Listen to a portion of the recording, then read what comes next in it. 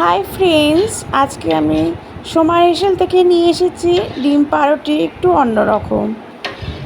ডিমগুলোকে আমি ফাটিয়ে নিয়েছি। ফাটিয়ে নেওয়ার পর যার যতটা লাগবে সেরকমভাবে ফাটাবেন। একটা ডিম দিয়ে 2-3টে হয়েই যায়।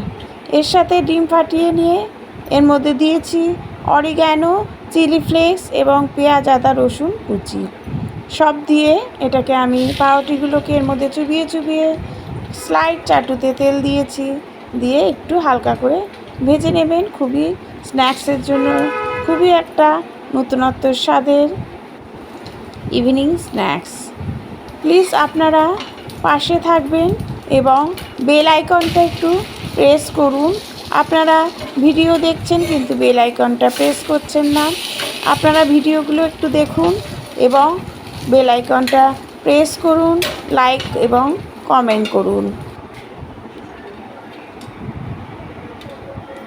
দেখুন, এগুলো আমি পরিবেশন করব টমেটো সস আর মেয়োনিজ দিয়ে।